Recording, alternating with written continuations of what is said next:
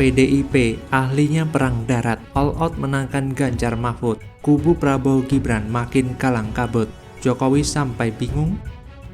Halo, kembali lagi dengan saya Endra Janiago di channel Redaksi Jurnal. Sejak awal saya bilang kalau lembaga survei di Indonesia itu beda dengan di negara maju, yang memang mereka itu adalah lembaga survei profesional untuk melayani klien mereka yang ingin tahu peta lapangan sebenarnya. Lembaga survei di Indonesia ini kebanyakan sudah bias, karena biasanya pemilik lembaga survei itu juga adalah konsultan politik seorang kandidat. Jadi bisa dibayangkan bagaimana bisa seorang konsultan politik salah seorang kandidat akan mengalahkan kandidat yang membayar dia. Ya nggak mungkin lah, pasti dipecat dia. Oh ya, kita lagi bergerak saja, karena beberapa survei yang muncul hari ini kan kita perbandingkan, ini waktunya sama kok hasilnya berbeda gitu ya. Maka kita punya survei sendiri, dan kenapa saya turun terus-menerus, karena kalau saya melihat sambutan masyarakat ramai begini, dan saya bisa bertanya langsung, rasa-rasanya kondisi psikologis dan sosiologisnya bisa saya rasakan. Akan kemana sebenarnya real suara yang terjadi. Perhatikan aja. Awalnya propaganda itu bicara tentang pilpres satu putaran. Terus menerus ide satu putaran itu dipropagandakan dengan masif. Tetapi ternyata hasilnya berbeda banget di lapangan.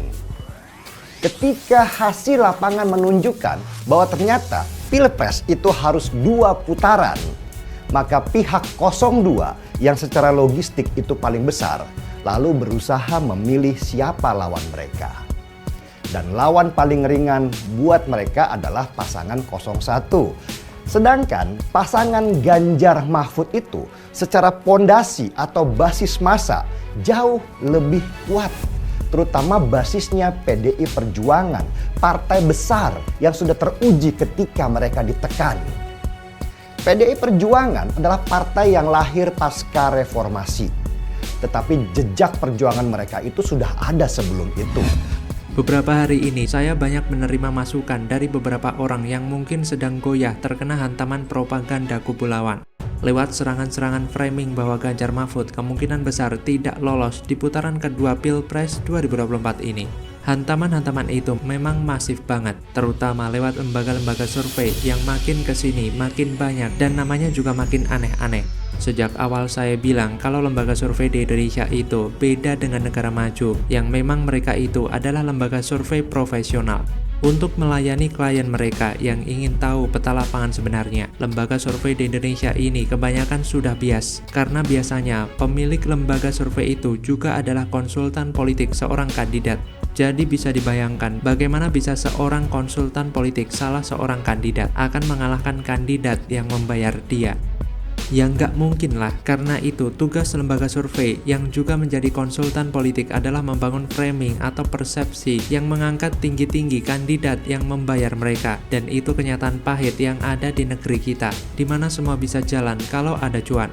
Kalau misalnya ada sekelompok lembaga survei yang tiba-tiba bersamaan bicara bahwa Ganjar Mahfud akan gugur di putaran pertama, itu bagian dari propaganda kubu lawan. Perhatikan saja, awalnya propaganda itu bicara tentang Pilpres satu putaran. Terus-menerus, ide satu putaran itu dipropagandakan dengan masif di beberapa pekan ini. Tetapi ternyata hasilnya berbeda banget di lapangan. Ketika hasil lapangan menunjukkan bahwa ternyata Pilpres itu harus 2 putaran, maka pihak 02 yang secara logistik itu paling besar, lalu berusaha memilih siapa lawan mereka, dan lawan paling ringan buat mereka adalah pasangan 01 atau Anies Mohaimin. Kenapa? Karena meski Anies itu populer, tetapi secara basis massa mereka itu lemah.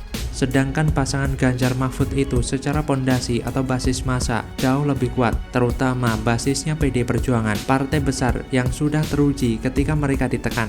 PDI Perjuangan adalah partai yang lahir pasca reformasi, tetapi jejak perjuangan mereka itu sudah ada sebelum itu, terutama sejak munculnya Megawati yang akhirnya membelah partai PDI di era rezim Soeharto, sehingga akhirnya muncullah bayi PDI Perjuangan. Bahkan sesudah reformasi itu, di tahun 1999, PDI Perjuangan mencapai titik tertingginya dengan menguasai lebih dari 33% suara di parlemen. Suara PDI Perjuangan itu agak jatuh di tahun 2009, sehingga hanya mencapai titik terendahnya di angka 14% suara saja.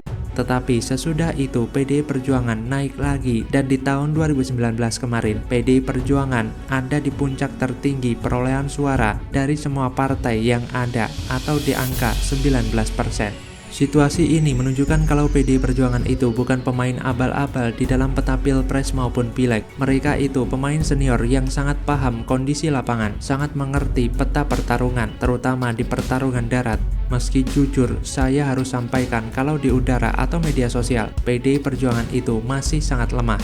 Tapi jangan tanya kalau pergerakan darat, PDI Perjuangan itu punya pasukan ideologis dan militan dibandingkan banyak partai lain. Jadi jelas saya tidak percaya bahwa Ganjar Mahfud tidak lolos di putaran kedua. Data survei dari internal PDI Perjuangan justru menunjukkan bahwa angka survei Prabowo dan Ganjar itu beda tipis, sedangkan Anies tertinggal jauh. Itu menunjukkan bahwa putaran kedua akan terjadi, dan itu antara Ganjar dan Prabowo, dan saya yakin Presiden Jokowi juga memegang data yang sama. Makanya pasangan Ganjar Mahfud menjadi ancaman besar buat istana. Itu yang membuat Presiden selalu ada kemanapun Ganjar kampanye. Dan salah satu ciri dari PDI Perjuangan, mereka paham kapan waktu yang tepat untuk bergerak, bukan di awal-awal. Justru mereka menyimpan tenaga untuk tikungan terakhir, dan di tikungan terakhir itu akan mereka geber habis-habisan. Militansi pendukung akan mereka kerahkan. Apalagi dalam pertarungan bergengsi di 2024 ini, PDI Perjuangan jelas tidak mau dipecundangi oleh Jokowi, kader PDI Perjuangan yang dianggap berkhianat pada partai yang membesarkannya. Dan kunci utama itu memang perang darat, dan perang darat itulah tempat bermainnya para banteng, di mana mereka memang paham cara bermain di sana. Dan dari pengamatan itulah, saya yakin PDI Perjuangan tetap akan jadi partai juara, dan di putaran kedua, Ganjar Mahfud lah yang akan menjadi presiden dan wakil presidennya. Lantas bagaimana kalau menurut Anda? Apa yang disampaikan oleh Pak Anies mengenai lahan, berapa itu? 340.000 hektar, itu hanya mengungkapkan fakta dari rekam digital yang ada yang pernah disampaikan oleh Pak Jokowi.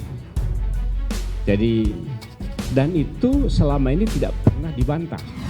Soal debat ketiga, Anies dan Ganjar dilaporkan ke Bawaslu. Kok umpatan bodoh Prabowo ke Anies gak diproses? Bawaslu kok diam? Halo, selamat datang di channel Redaksi Jurnal. Hari ini melaporkan Capres nomor urut 03 Ganjar Pranowo yang di dalam debat Capres ketiga dia memaksa, mendesak, dan menekan Menteri Pertahanan Republik Indonesia Prabowo Subianto untuk membuka sesuatu yang kami anggap data-data dan informasi penting terkait dengan rahasia negara. Ya, benar sekali. Kami Bawaslu sudah menerima laporan tersebut. Sepanjang nanti memenuhi ketersyaratan Polri material, maka dilakukan klarifikasi. Jika dalam persyaratan tersebut tidak memenuhi syarat Polri material, maka disampaikan kepada pelapornya terhadap status pelaporan tersebut. Pelaporan pada Bawaslu dilakukan oleh sekelompok pendekar hukum pemilu bersih yang melaporkan Capres nomor urut 1 Anies Baswedan. Anies dilaporkan atas pernyataannya dalam debat hari Minggu berkaitan dengan kepemilikan lahan Capres nomor urut 2 Prabowo Subianto. Menanggapi laporan itu, Bawaslu menyebut akan segera melakukan kajian. Tak hanya Anies saja, Capres nomor urut 3 Ganjar Pranowo juga dilaporkan ke Bawaslu karena dianggap menyerang Prabowo saat debat ketiga. Laporan ini disampaikan oleh organisasi yang mengatasnamakan Advokat Pengawas Pemilu. Pelapor menyebut dasar pelaporannya terkait permintaan pada Prabowo untuk membuka data terkait pertahanan. Inilah yang menjadi pertanyaan besar kita. Ketika Anies dan Ganjar dilaporkan, Bawaslu langsung sigap melakukan kajian atas pelaporan tersebut. Tapi, ketika Prabowo melakukan manuver dengan menghina Anies dengan umpatan bodoh, Bawaslu cuma diam. Apakah ini bukti bahwa memang sedang ada intervensi dari pihak kubu istana? Silakan saja tim ses atau elit politik kubu Paslon 02 berkelit dan coba membela Prabowo. Tapi kita tidak mungkin mendiamkan saja temuan menarik soal umpatan Prabowo itu. Hanya karena Prabowo tidak ingin agar hal yang dianggapnya remeh-temeh itu malah dibesar-besarkan. Rakyat Indonesia kudu dibuat melek soal watak asli Prabowo. yang cenderung arogan dan pemarah dengan beragam ekspresi yang bisa muncul kapan saja, tak hanya berupa gebrak podium atau melempar handphone.